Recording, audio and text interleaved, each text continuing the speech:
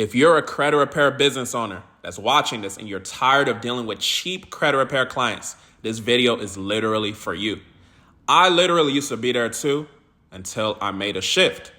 This shift allowed me to do things like retire my mom, get her a new car, things like that.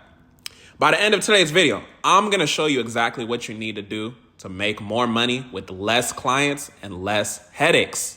We're not dealing with those cheap clients. You need to focus on funding. It could be personal, it could be business. I prefer you do business funding, but how you start is how you finish. You want to go after small business owners that are already having good credit, but they're just looking for the funding. They're out there for you. You're just not looking at them because you're so focused on these $300, $500 cheap credit repair clients, right? Think about it too. Let's say you get someone approved just $50,000 in business funding, which is not hard to do. And you get a 10% success fee. That's industry standard. You literally made $5,000 just like that. Let me give you a different scenario. Credit repair. You have a $500 client that's harassing your phone. You sent out letters maybe 2 days ago. Now they're harassing your phone. When are my letters due? When is this? When is that? Think about the difference between a credit repair client and a funding client. Typically, people that are credit repair clients, they didn't want to pay somebody, right? They tend to have bad habits.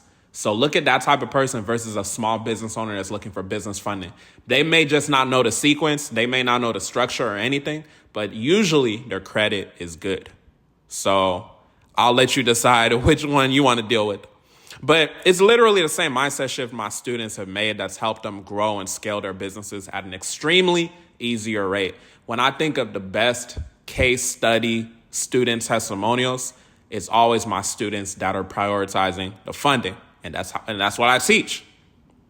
And I'm not even telling you to stop doing credit repair, because you might get funding clients and maybe they have one or two negative items. Now you perform the credit repair and now you go get them the funding. 2 birds, 1 stone. I'm not telling you to stop the credit repair, but I'm saying do something different and lead with the funding. Lead with the funding. Nothing changes if nothing changes. Obviously, you want to make sure the clients qualify, making sure to have the 700 credit score. Let's talk about that. Typically, they say, minimum you can have 680. Minimum is for losers, right? Minimum is going to get minimum approvals. We want to maximize our business funding. So we're going to at least have a 720 or higher, right? So make sure they have that. And you want to make sure you have an attractive, built-out, fundable profile that the banks are going to love. So what does this include? Like I said, the minimum credit score. We don't want to have minimum. We want to have at least 720. We want to have no negatives. I see people book calls and got negatives. We don't want negatives, right? We want to make sure we have at least 2 credit cards, at least $2,500 limits open for at least 6 months. No more than 3 to 4 hard inquiries, and those are just some statistics you want to focus on.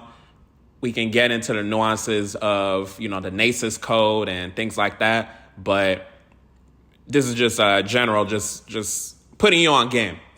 Make sure you have the business address. Make sure you have a good business name that's not in a high-risk industry, things like that. The beautiful thing about all this business funding is that you got more reasons to do it versus not doing it. Like, think about how stressful it is dealing with those cheap credit repair clients. And if you're not even a credit repair business owner, this is a perfect opportunity to go make money and start lapping these people that are just focused on credit repair. So you got more reasons to do it because you got to think about high margins.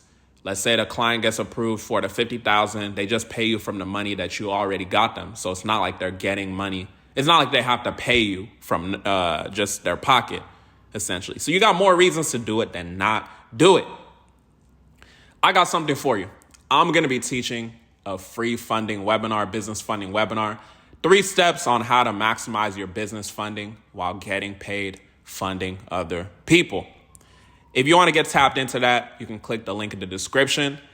If you're just a business owner and you're looking for someone to help you with your funding, click the link in the description as well. If you have the good credit data points, as I mentioned, we may be able to help you get funding as well. With that being said, y'all have a blessed one.